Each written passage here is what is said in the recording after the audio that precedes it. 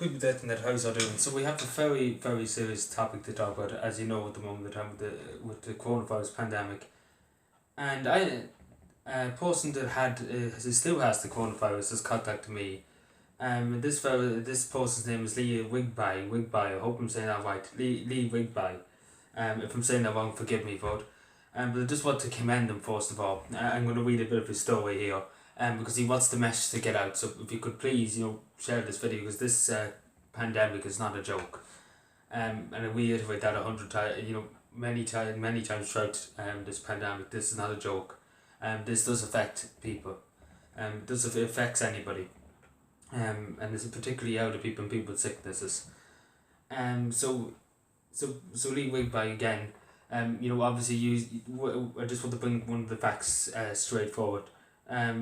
He was a healthcare worker in a nursing home. So first of all, I know at the moment that you're suffering with huge pains, and I'll go into that in a second. But first of all, I'm speaking on behalf of everybody in Cavan and everybody in Butlers Bridge where I am now. We highly thank you so much for being there for the elderly people. And unfortunately, you contracted COVID-19. But we admire your work. We admire your determination to help people.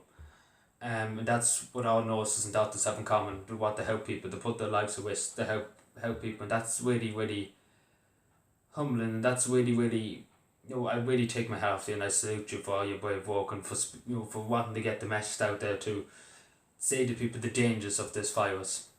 And so just thank you again, and for being there. But it's difficult now, as I said, but I'm going to read out your message, I hope. So he's from the Cavan Westmead, not Westmead.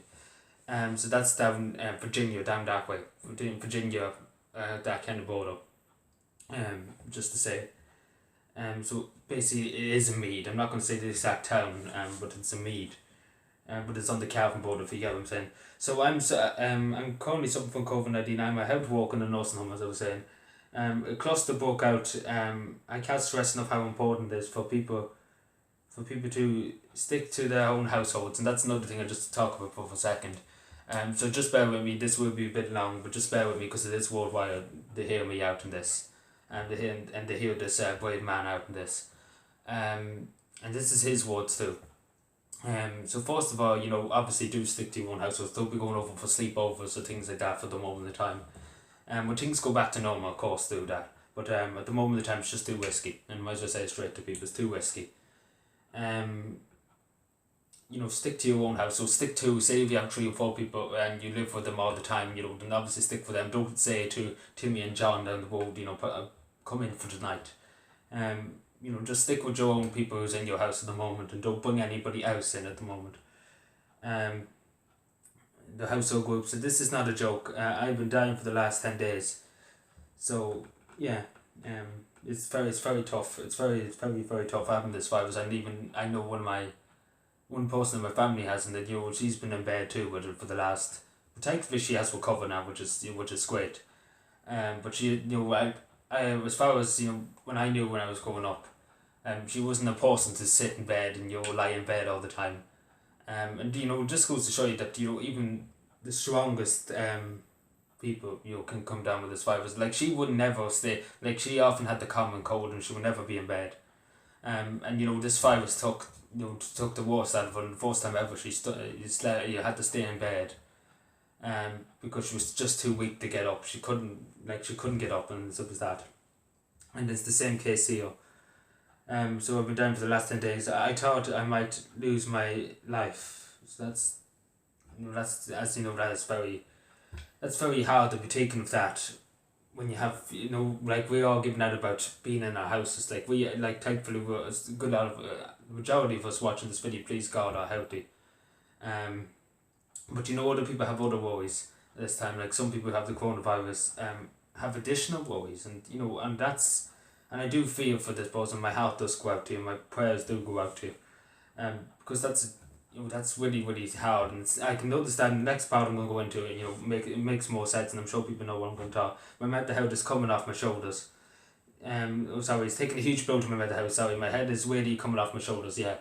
So yeah, it does take effect on you. It does. It's enough to have the virus, and then your mental health too can play tricks on you too. that's very difficult as somebody suffered from had mental health throughout my life. It is very very difficult, and I can tell people that. Um, yeah, my heart does go out to you. And as I said to you before, Lee, don't be afraid to contact me, message or Twitter, whatever. Whatever suits you, just give me a shout. Even if you want to come and talk, when you're well enough, if you wish to, you're always welcome to come on and give an interview if you want, but not at this moment in time. Obviously, we'll cover first. We gain your strength. But that offer's there if you want it. When you get better, but don't put yourself under any pressure now to do it. Rest up, obviously, and then there's a bit more. So just bear with me another 2 seconds. Right. So here's it. Oh, oops, easy.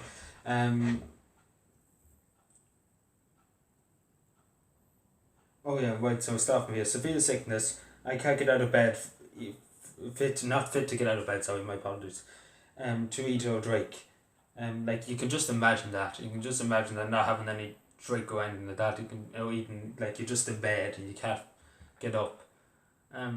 That's just there's no words to describe how upsetting that is to see, especially there's somebody who's who went out to help people and unfortunately got this virus. And it's just tragic. Like life's just tragic sometimes, and life just doesn't.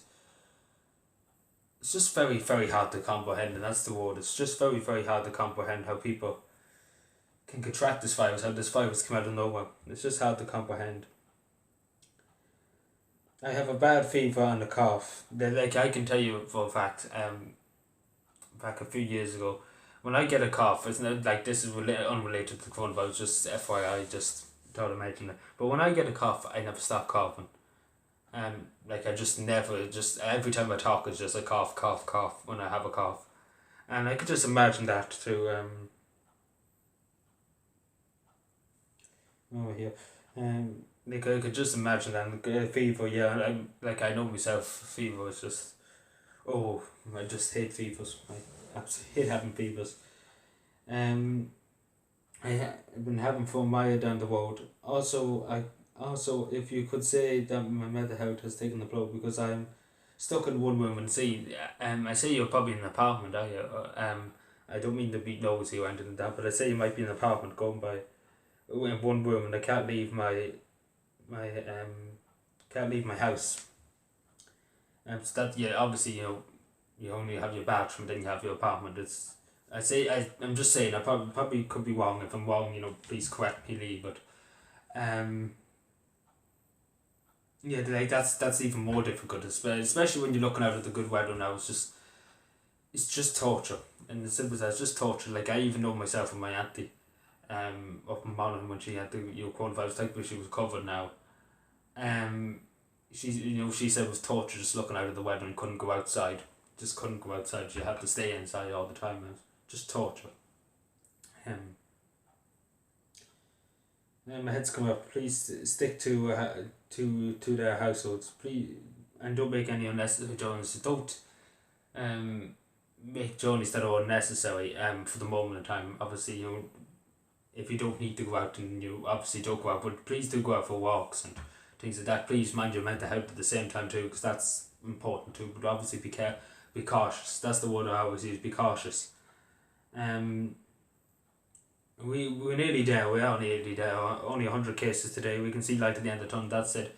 And it's good to have that positive attitude, Lee. And just to say again, I commend you for speaking out, because a lot of, as I know my auntie, she was in denial that she had it.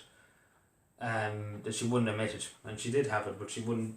She couldn't. She said, "Why it couldn't happen to me." That's something. No, but you admitted it straight. Which I commend you, and again I commend you for your bravery in going into a nursing home, especially when the crisis was on, putting other people's lives before your own life. That's very honourable, and you should deserve better after this. And as I said again, I reiterate again to Lee, I'm here at any time. Text me if you have Twitter or if you have Facebook. Hit me up and message or anything like that. If you need to talk or if you need to get anything out of your chest, don't worry, I won't say anything to anybody. But just to say, keep as you're saying about your mental health, I know very much about this. I'm one of the Cavan County Council's spokesman for mental health, really. because I'm the one who knows a lot about mental health, especially youth affairs and youth mental health problems and things like that. I say to you, straight, obviously mind your mental health too, but it's, as you say, you're 10 days into, it's 14 days, for isolation, self-isolation. So you're going on to your 11th day tomorrow. And then, it's very, you're nearly there. You are very nearly there. So keep up the good fights and keep up the good fight. And I just say to you again, Lee, keep contacting your friends, your family by your phone, and keep in touch with people. Keep in touch in the community. Don't lose touch with people or your colleagues at work. Check in on them, because you need to keep talking, and that's the thing you need to keep doing. Keep talking. Talk about issues. As you saying, you admitted that your mental health is not in the best place, and that's understandable. With all the things that's what's happening in your life. And again, I understand from where I was a few years ago. I understand, but obviously it's a lot more severe. At this moment of time, but yeah, I can only offer my best wishes, and I can only offer you my full support. Hopefully, please God, you make a full recovery. Please God, you will, and I say of course you will, because you have such because I can see that you have the energy. You have the energy to defeat this virus. But I'm just saying to you, hang in there. Simple as that, hang in there. You're nearly there. You're nearly there. You're very nearly there. You have 10 days done. You have a few more to go. Not many days left, and you'll be soon out again. Outside and everything. You'll be soon talking to your friends again and everything like that. Yeah, just to say again, I might be rambling a bit, so forgive me if I am rambling a bit. I'm just trying to think of a few things what I'm trying to say. But yeah, I'm sure I really hope everybody listened to what Lee had to say there, because this wasn't really my words, it was his words that was being used to describe his situation at the moment and what he's going through. And obviously I can't even imagine what he's going through, because it's very, very, it's very hard to be locked in. You to be in a house in lockdown, and then to have the coronavirus on top of it. It's very, very difficult. That is really, really difficult. To be in a one-room apartment too, that a one-room, it's not easy either. But I just say to you, Lee, please, mind yourself. Above all, mind yourself. Keep in touch with people. Let us know what's happening. Obviously, let people in the channel. I'm sure people might here would want to know how you're recovering, how you're doing. And obviously, don't be afraid to leave a comment if you want to comment on any video, or just want to give me an update, or even as I said again, if you want to, whenever you feel well, if you do ever want to come on, no pressure. There's no pressure. If you don't want to come on, that's totally fine. But don't do it straight away, obviously. But just relax. Try and chill out. Obviously, try and chill out. Because you're nearly down. There is light at the end of the tunnel. What you said at the end, there is light at the end of the tunnel. But we're getting there. Simple as that. We're getting there. We're getting very, very close. As you see, the numbers are dropping in Ireland. And the tunnel, the lights at the end of the tunnel. We're very close to the end of the tunnel now. Just a few more weeks, and I say we'll be at the end of the tunnel, and we'll be finding into the light. But then again, to Lee, God bless you.